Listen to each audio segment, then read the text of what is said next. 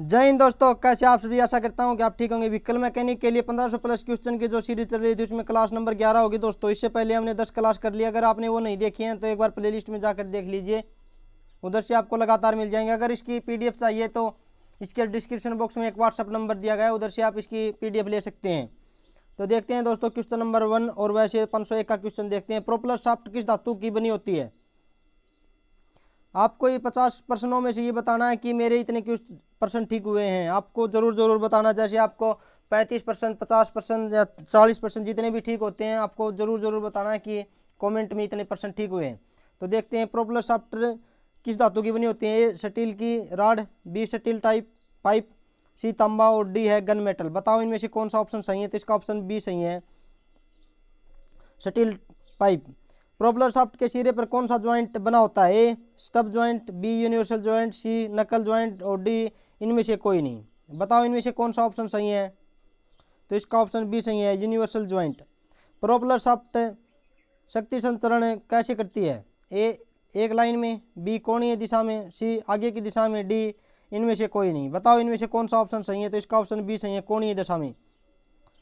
Next देखते हैं, propeller shaft की लंबाई एडजस्ट की जाती है। ए स्लिप ज्वाइंट द्वारा, बी यूनिवर्सल ज्वाइंट द्वारा, सी ले शाफ्ट द्वारा, डी इनमें से कोई नहीं। बताओ इनमें से कौन सा ऑप्शन सही है। तो इसका ऑप्शन ए सही है, स्लिप ज्वाइंट द्वारा।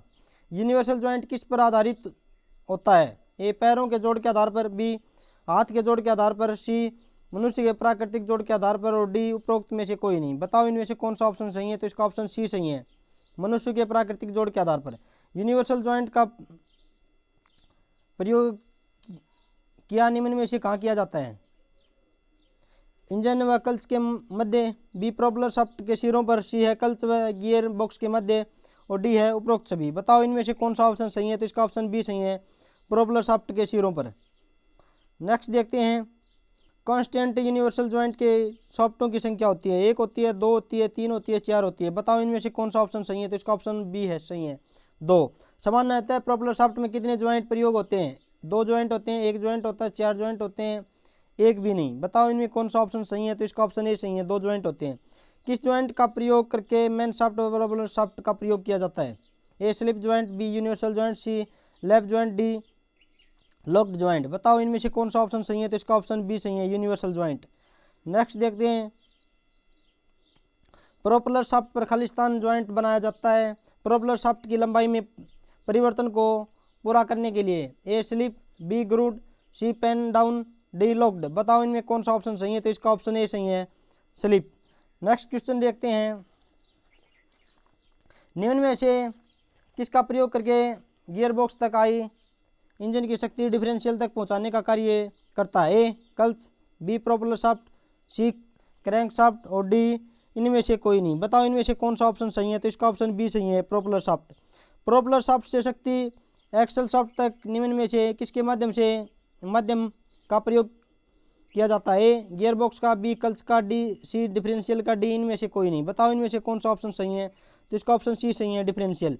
निम्न में से कौन सा यूनिवर्सल ज्वाइंट का भाग नहीं है। ए स्लाइडिंग योक, बी है ग्रीस नीडल और सी है ड्राइविंग फ्लेंज योक और डी है नट तथा बोल्ट। बताओ इनमें से कौन सा ऑप्शन सही है। तो इसका ऑप्शन डी सही है, नट तथा बोल्ट। रबर कपलिंग ज्वाइंट में कितने सुराख होते हैं। दो होते हैं, तीन होते हैं, छः होते हैं, पाँच होते हैं। बताओ इनमें से कौन सा ऑप्शन सही है। तो इसका ऑप्शन सी सही है, छः होते हैं। नेक्स्ट देखते हैं, कांस्टेंट यूनिवर्सल ज्वाइंट में कितने यूनिवर्सल ज्वाइंट का प्रयोग होता है। एक, दो, तीन, चार। बताओ इनमें से कौन सा ऑप्शन सही है। तो इसका ऑप्शन बी सही है, दो होते हैं। नेक्स्ट देखते हैं, प्रोपेलर शाफ्ट खोखली होती है ताकि ए भार कम हो जाए, बी है वेंडिंग स्ट्रेंथ बढ़ जाए, सी है ज़्यादा शक्ति प्रदान करें, डी यस बी। बताओ इनमें से कौन सा ऑप्शन सही है। तो इसका ऑप्शन डी सही है, यस बी। स्लिप ज्वाइंट में प्रोपेलर शाफ्ट के किस सतह पर दांते कटे होते हैं। ए बाहरी सतह पर, बी भीतरी सतह पर, सी दोनों पर और डी है दांते कटे नहीं होते। बताओ इनमें से कौन सा ऑप्शन सही है। तो इसका ऑप्शन ए सही है, बाहरी सतह पर। नेक्स्ट क्वेश्चन देखते हैं, यूनिवर्सल ज्वाइंट के मध्यम भाग को कहते हैं, क्या कहते हैं। ऑप्शन ए है टर्नियन, बी है ज्वाइंट, सी है बेयरिंग और डी है स्पाइडर। बताओ इनमें से कौन सा ऑप्शन सही है? तो इसका ऑप्शन डी सही है। नेक्स्ट क्वेश्चन देखते हैं, प्रोपेलर शाफ्ट कितने प्रकार के होते हैं? एक प्रकार का, दो प्रकार के, तीन प्रकार के, चार प्रकार के। बताओ इनमें से कौन सा ऑप्शन सही है? तो इसका ऑप्शन बी सही है, दो प्रकार के होते हैं। बड़े वाहनों में कौन सा प्रोपेलर शाफ्ट लगा होता है? खुला प्रोपेलर शाफ्ट, बी बंद प्रकार का प्रोपेलर शाफ्ट, सी है लेपित प्रकार का प्रोपेलर शाफ्ट, डी है ये सभी। बताओ इनमें से कौन सा ऑप्शन सही है? तो इसका ऑप्शन बी सही है, बंद प्रकार का प्रोपेलर शाफ्ट। नेक्स्ट देखते हैं, प्रोपेलर शाफ्ट के पास एक या एक से अधिक होते हैं। A spur gear, B spiral gear, C Volvo joint और डी है यूनिवर्सल ज्वाइंट। बताओ इनमें से कौन सा ऑप्शन सही है?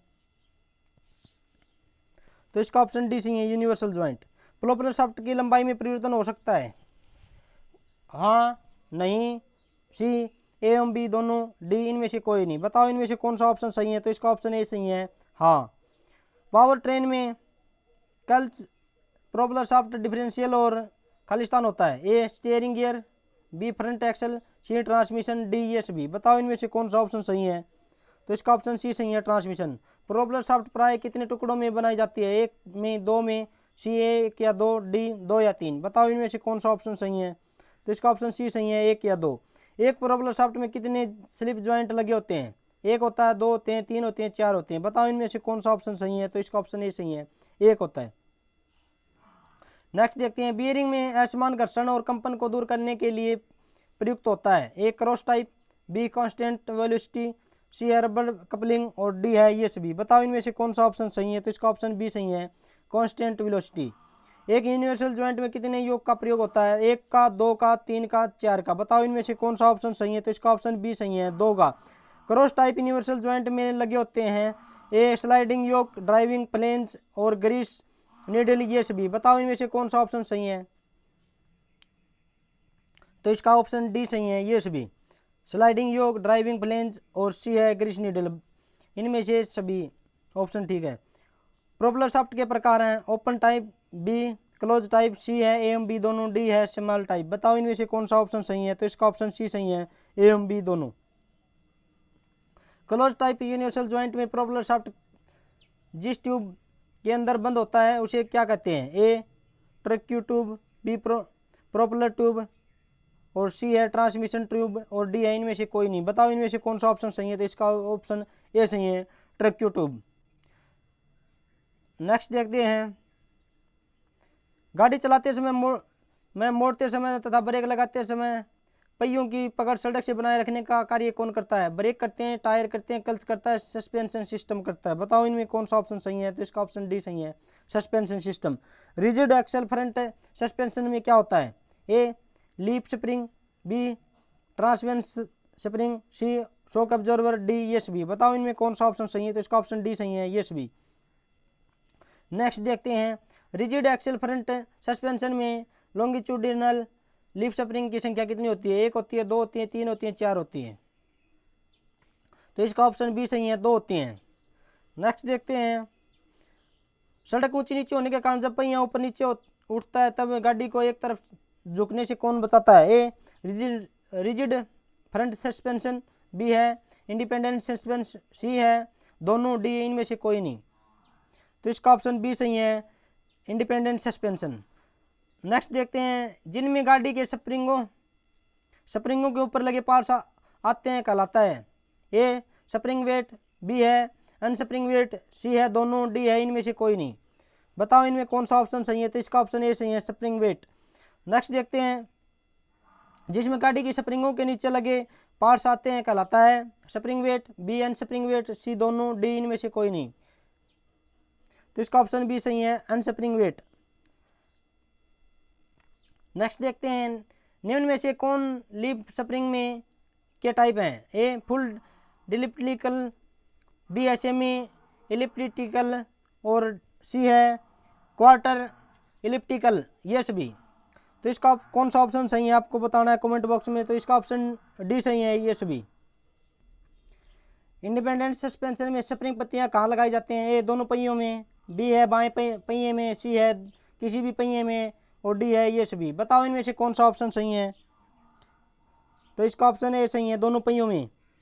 नेक्स्ट देखते हैं लीफ स्प्रिंग पिछले पहियों में कितनी की संख्या में होते हैं? 3 से 5, बी है 4 से 6 और सी है 5 से 7 और डी है 6 से 8। बताओ इनमें से कौन सा ऑप्शन सही है? तो इसका ऑप्शन सी सही है, 5 से 7। हाइड्रोलिक ऑब्जर्वर के प्रकार हैं when type, piston type, C है टेलीस्कोपिक टाइप, ये सभी। बताओ इनमें कौन सा ऑप्शन सही है? तो इसका ऑप्शन डी सही है, ये सभी। नेक्स्ट क्वेश्चन देखते हैं निम्न में से सस्पेंशन कौन कार्य करता है? ए सड़क के झटकों को 25 तक न जाने देना, बी है मोटर गाड़ी में चलने में अस्थिरता न होने देना, सी है मोटर गाड़ी को मोड़ते से पहियों को स्लिप न होने देना, डी है ये सभी। बताओ इनमें कौन सा ऑप्शन सही है? तो इसका ऑप्शन डी सही है, ये सभी। आधुनिक कारों में अगले पहियों में कौन सा सस्पेंशन प्रयोग किया जाता है? Independent suspension, leaf suspension, C है रबर स्प्रिंग सस्पेंशन, डी है इनमें से कोई नहीं। बताओ इनमें से कौन सा ऑप्शन सही है? तो इसका ऑप्शन ए सही है, इंडिपेंडेंट सस्पेंशन। नेक्स्ट देखते हैं लीफ स्प्रिंग आईओल में किस ब्रश का प्रयोग किया जाता है? रबर ब्रश, ब्रॉन्ज ब्रश, लोहे के ब्रश, डी है इनमें से कोई नहीं। बताओ इनमें से कौन सा ऑप्शन सही है? तो इसका ऑप्शन बी सही है, ब्रॉन्ज ब्रश। लीफ स्प्रिंग की शकल पिन निम्न में से कौन सा कार्य करता है? ए लीफ स्प्रिंग को एक्सल से जोड़ता है, बी है लीफ स्प्रिंग को आपस में जोड़ना, सी है लीफ स्प्रिंग को चेचिस से जोड़ना, डी है इनमें से कोई नहीं। बताओ इनमें से कौन सा ऑप्शन सही है? तो इसका ऑप्शन सी सही है, लीफ स्प्रिंग को चेचिस से जोड़ना। नेक्स्ट क्वेश्चन देखते हैं निम्न में से सस्पेंशन से लाभ नहीं होता? स्टीयरिंग में सुविधा होती है, बी है इंजन के लिए पर्याप्त स्थान प्राप्त होता है, सी है व्हील अलाइनमेंट शीघ्र खराब नहीं होता है, डी है इंजन तेज गति से चलता है। बताओ इनमें से कौन सा ऑप्शन सही है? तो इसका ऑप्शन डी सही है, इंजन तेज गति से चलता है। निम्न में से शॉक ऑब्जर्वर का कार्य कौन सा है? गाड़ी का बोझ उठाना, बी है स्प्रिंग के विपरीत झटकों को शोषित करना, सी है गाड़ी में यात्रियों माल की क्षमता में वृद्धि करना, डी है इनमें से कोई नहीं। बताओ इनमें कौन सा ऑप्शन सही है? तो इसका ऑप्शन बी सही, स्प्रिंग के विपरीत झटकों को शोषित करना। शॉक ऑब्जर्वर का दूसरा नाम निम्न में से क्या है? डैम्पर है, टार्सन बार है, एलिप्ट स्प्रिंग है, डी इनमें से कोई नहीं। बताओ इनमें से कौन सा ऑप्शन सही है? तो इसका ऑप्शन ए सही है, डैम्पर। शॉक ऑब्जर्वर निम्न में से होता है? एक mechanical, B hydraulic, C double acting और डी उपरोक्त सभी। बताओ इनमें से कौन सा ऑप्शन सही है? तो इसका ऑप्शन डी सही है, उपरोक्त सभी। नेक्स्ट क्वेश्चन देखते हैं लीफ स्प्रिंग खोल झोल खाने पर क्या करता है? कैम्बरिंग करता है, कैस्टिंग करता है, रीमेटलिंग करता है, इनमें से कोई नहीं। बताओ इनमें से कौन सा ऑप्शन सही है? तो इसका ऑप्शन ए सही है, कैम्बरिंग करता है। गाड़ी के अंदर बैठे यात्रियों को आराम से सफर तय करने देता है, बल्कि गाड़ी के दूसरे पुर्जों को भी झटकों से बचाता है। यह किस सिस्टम के द्वारा संभव होता है? A suspension system, B cooling system, lubricating system, D इनमें से कोई नहीं। बताओ इनमें से कौन सा ऑप्शन सही है? तो इसका ऑप्शन ए सही है, सस्पेंशन सिस्टम। थैंक यू दोस्तों, आज के लिए इतना ही। आप